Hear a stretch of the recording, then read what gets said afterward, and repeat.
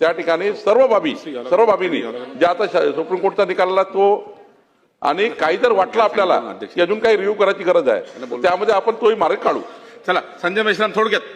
बिलकुल थोडक्यात या निर्णयामध्ये केंद्र सरकारने सुप्रीम कोर्टाने जे निर्णय दिलेला आहे त्याच्यामध्ये केंद्र सरकार आणि महाराष्ट्र शासनाने केंद्रीय अधिकार प्राप्त समितीच्या पूर्व मंजुरीने 3 महिन्याच्या आत झुडपी जंगल जमिनींच्या गैर वनीकरणाचा वापराकरता प्रस्ताव तयार करावे. दुसरं सर आणखी एक आहे, प्रत्येक जिल्ह्यात उपविभागीय दंडाधिकारी, पोलीस अधीक्षक, सहाय्यक वन संरक्षक आणि अधीक्षक भूमी अभिलेख यांचा समावेश असलेल्या विशेष कृती दल स्थापन करावे जे 2 वर्षाच्या आत सर्व अतिक्रमण हटवेल.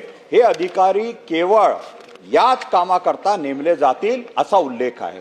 याच्यावरती मंत्री महोदयाची प्रतिक्रिया मला हवी.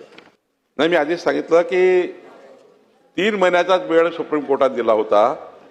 त्यामध्ये जे फॉर्मेट आहे केंद्रीय वन मंत्रालयाने तयार करून दिलेलं त्या फॉर्मेटमध्ये संपूर्ण माहिती हे आपण पाठवतो आहे केंद्रीय वन मंत्रालयाला, CEC ला पाठवतो आहे.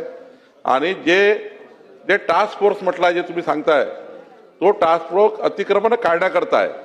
म्हणजे जर असं वाटलं की आता अतिक्रमण कायदेशीर होणारच नाही आणि जे अतिक्रमण वेगळ्या पद्धतीने झाले आहेत त्यांना काढण्याकरता तो टास्क फोर्स आहे. तो आपली कारवाई पूर्ण करून आपण आपला बाजू पूर्ण क्लिअर करणार आहे. आणि त्या व्यतिरिक्त जे काही मग चुकीच्या पद्धतीने अतिक्रमण झाले असतील फॉरेस्टच्या लँडवर त्याच्याबद्दलचा तो उल्लेख आहे.